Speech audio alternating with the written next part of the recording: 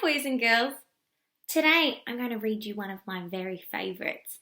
It's called Possum Magic, and it's written by Mem Fox, and the illustrator, that's the person that drew all the beautiful pictures. It was by Julie Vivas. I want you to have a little prediction and think about the story. The title is Possum Magic, and we can see a possum right up the top hanging from a branch and lots of colourful stars around on the front cover. I wonder if you can make a prediction using some of the clues that are on the front cover and think about what this story might be about. I'm even going to show you the back cover. Can you see a little possum here too?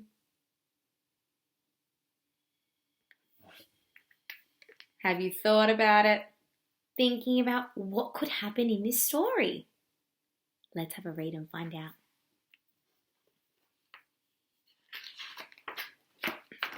Possum Magic.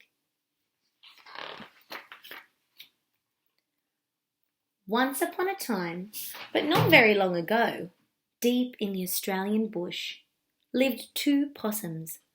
Their names were Hush and Grandma Poss.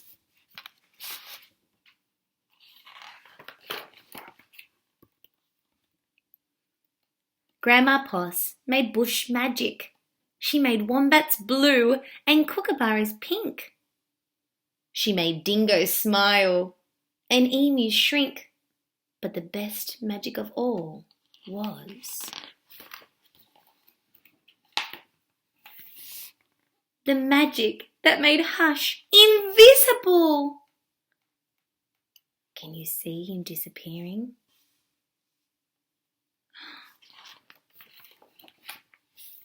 What adventures Hush had, because she couldn't be seen.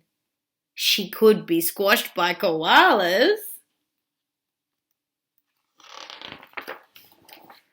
Because she couldn't be seen, she could slide down kangaroos.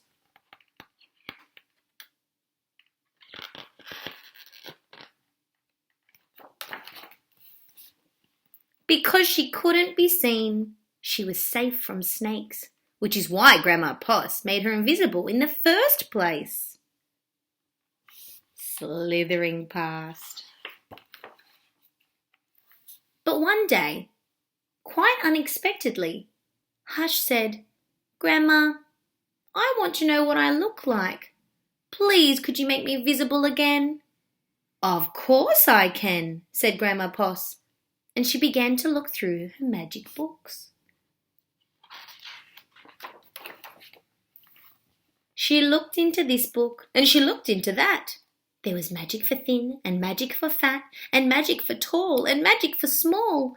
But the magic she was looking for wasn't there at all.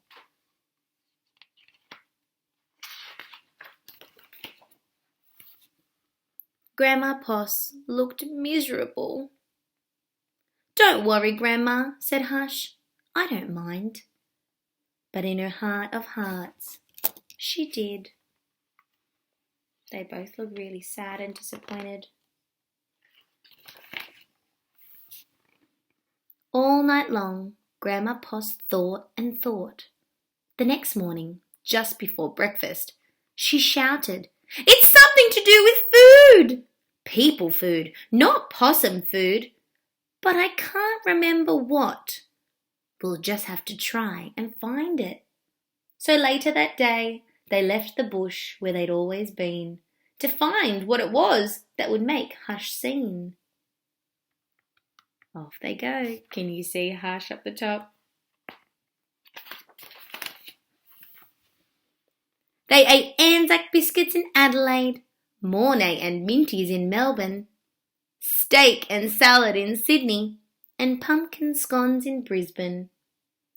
Hush remained invisible. "Don't lose heart," said Grandma Poss. "Let's see what we can find in Darwin."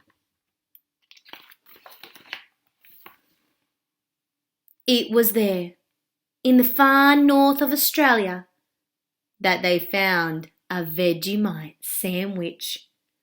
Grandma Poss crossed her claws and crossed her fingers. Hush breathed deeply and began to eat. "A tail! A tail!"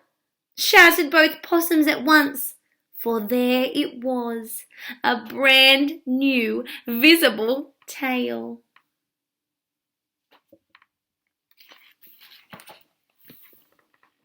Later on, a beach in Perth, they ate a piece of pavlova. Hush's legs appeared. So did her body. "You look wonderful, you precious possum," said Grandma Poss.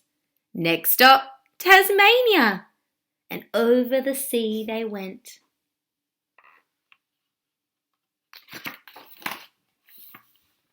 In Hobart, late one night, in the kitchens of the casino, they saw a lamington on a plate. Hush closed her eyes and nibbled. Can you see her taking little bites? Grandma Poss held her breath and waited. "It's worked! It's worked!" she cried. And she was right. Hush could be seen from head to tail. Grandma Poss hugged Hush and they both danced. "Here we go around the lamington plate till early in the morning." From that time onwards, Hush was visible. But once a year, on her birthday, she and Grandma Poss ate a Vegemite sandwich, a piece of pavlova, and half a lamington, just to make sure that Hush stayed visible forever. And she did.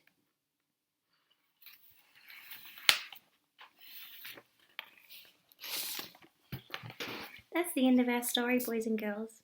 I hope you enjoyed it. Bye.